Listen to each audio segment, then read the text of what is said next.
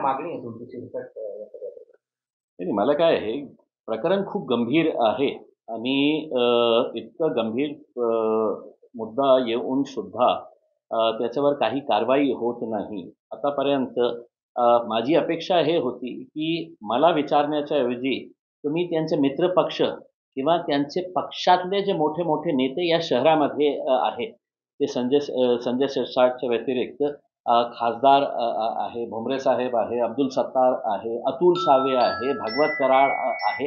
यांनाही प्रश्न विचारा ना याच्या बाबतीत त्यांचं मत काय आहे. माझं मत तर मी स्पष्टपणे व्यक्त केलेलं आहे. गंभीर मुद्दा आहे, पण अशा प्रकारचं दबाव टाकणं, फक्त मंत्री आहे आणि ही मुलीला असं सोडून द्यायचं, हे मला असं वाटतं की योग्य नाही आहे. आणि संजय शिरसाटच्या बाबतीत बोलायचं असेल तर ते एक म्हण आहे ना, की स्वतःचा ठेवता झाकून आणि दुसऱ्याचा बघतो, म्हणजे काय एक मराठीमध्ये एक हे आहे ना, ते त्यांच्यावर फिट बसतं. की अनेक अशा प्रकरणामध्ये त्यांनी इतकं सारं बोललेलं आहे. आपल्या मुलाच्या बाबतीत गप्प का बसलेले आहेत? बोला की त्यांनी लग्न नाही केलं होतं. हे बोला की त्यांच्या 3 लग्न झालं नाही होतं. आणि आम्हाला माहित आहे की ट्रिपल तलाकच्या वेळी कशा ओरडत होता की मुस्लिम महिला वारंवार लग्न करतात करके. आता स्वतःचा मुलगा दर काही दिवसांनी एक लग्न करतो, मुलीला सोडून देतो, याच्यावर गप्प बसायचं. मग त्याच्या बाबतीत मुख्यमंत्र्यांनी, उपमुख्यमंत्र्यांनीही उत्तर द्यायला पाहिजे.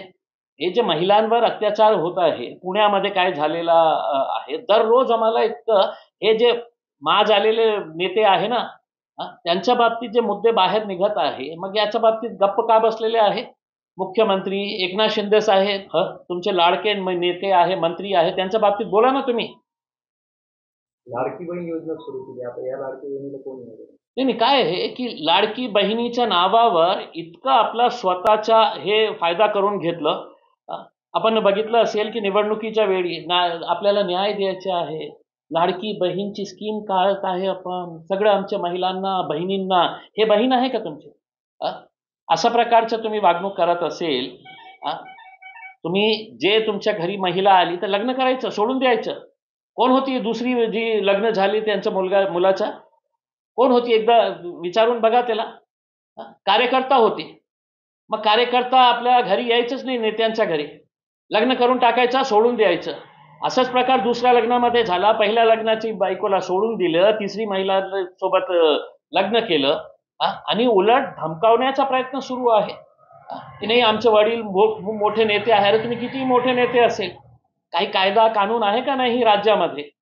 या अनुषंगाने आमची अपेक्षा आहे की देवेंद्र फडणवीस साहेब, एकनाथ शिंदे साहेब आणि अजित पवार साहेब कशा पुण्यामध्ये कॅटवॉक करत होते महिलांसोबत, उसमें हॅलो हाय पैसे देणार आहे. पैसे नाही पाहिजे, न्याय द्या त्यांना.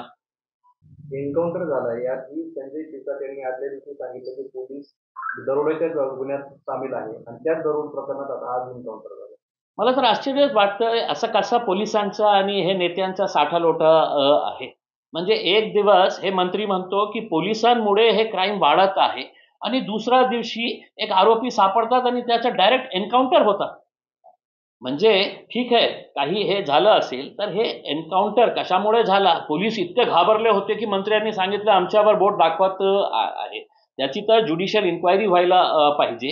आणि खऱ्या अर्थानं आता आम्हाला हे हे हे असं समजू लागलेलं की खरं पोलिसांचा हे याच्यामध्ये हात होता का, की ते इतके घाबरले की एका, ठीक आहे ते क्रिमिनल होता नाही होता ते न्याय जे प्रक्रिया आहे त्याच्यातून सिद्ध झालं असतं.